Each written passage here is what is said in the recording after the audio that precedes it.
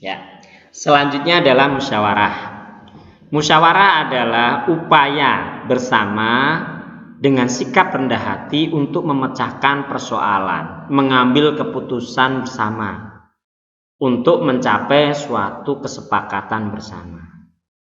Ya bagaimana caranya, Mister? Cara musyawarah itu umumnya dulu adalah bagian dari tradisi bangsa Indonesia, atau disebutnya local wisdom, atau ada tradisi masyarakat yang ada di lingkungan setempat. Ya mungkin di seluruh Indonesia ini semuanya ada yang namanya musyawarah.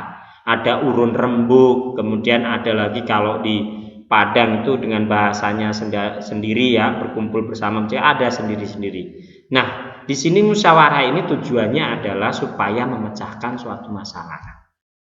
Ya, ketika suatu masyarakat itu menghadapi kendala atau masalah, mereka akan berkumpul bersama, duduk bersama, menyatukan pikiran. Ya. Jadi musyawarah itu tidak hanya voting saja, voting siapa pilih ini pilih itu, bukan. Musyawarah itu dilakukan pertama itu dengan diplomasi atau pembicaraan.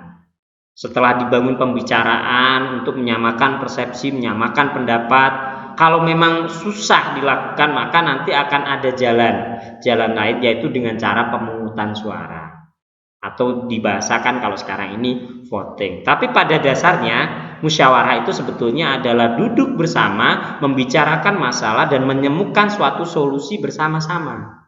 Ya, tidak voting. Voting itu adalah jalan terakhir ketika musyawarah itu menghasilkan banyak pilihan dan pilihan itu menurut anggotanya itu baik-baik semua, maka harus dilakukan yang namanya voting. Nah, musyawarah itu adalah langkah awalnya untuk memilih penyelesaian masalah yang terbaik secara bersama-sama. Ya, seperti yang dijelaskan tadi bahwa musyawarah berasal dari bahasa Arab, yaitu syawara, artinya berunding. Musyawarah mempunyai tujuan mencapai mufakat atau persetujuan, dan pada prinsipnya musyawarah itu adalah demokrasi, sehingga semua orang itu boleh mengutarakan pendapat, mengutarakan idenya, mengutarakan pemikirannya, namun tidak boleh melanggar aturan-aturan atau norma-norma yang ada. Walaupun boleh menyatakan pendapat, tapi dibatasi dengan norma-norma, dengan sopan, dengan santun, menyampaikannya dengan cara yang baik, tidak dengan emosi. Itu bagian dari norma-norma dalam menyampaikan pendapat. Nah, prinsip-prinsip dalam musyawarah.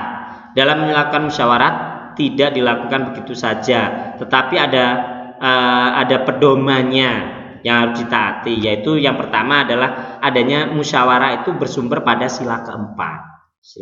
Setiap putusan yang diambil dapat dipertanggungjawabkan, tidak boleh bertentangan dengan Undang-Undang Dasar. Itu satu prinsipnya. Dua, setiap peserta musyawarah memiliki hak dan kewajiban yang sama untuk mengeluarkan pendapat, tapi sesuai dengan norma dan aturan yang ada. Kemudian yang ketiga, setiap putusan baik sebagai hasil mufakat atau berdasarkan suara terbanyak harus diterima dengan lapang dada. Ini yang susah. Banyak orang bilang mampu menerima tapi tidak lapang dada. Di lapang dada itu apa? Ikhlas, gak boleh gerundel semua. Aku setuju tapi aku tadi harusnya gini-gini. Itu namanya tidak lapang dada. Kalau di belakangnya masih ada obrolan, tidak puas, rasa tidak nyaman, itu berarti belum ikhlas. Ikhlas itu ya harus dilaksanakan sepenuh hati, tanpa ada lagi komentar, tanpa ada lagi gerundelan-gerundelan yang ada di dalam hati. Kemudian mufakat yang diupayakan maka digunakan cara lain, yaitu pengambilan. Nah, voting atau pengambilan suara terbanyak itu adalah cara terakhir ketika tidak tercapai mufakat atau kesepakatan bersama.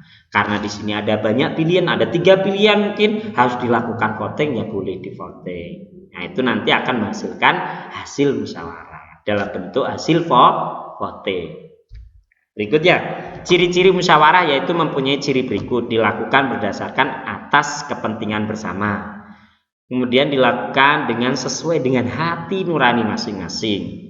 Pendapat yang disusulkan musyawarah mudah dipahami dan tidak memberatkan anggota musyawarah. Dilakukan dengan azas kekeluargaan. Kemudian mendapatkan kesepakatan bersama.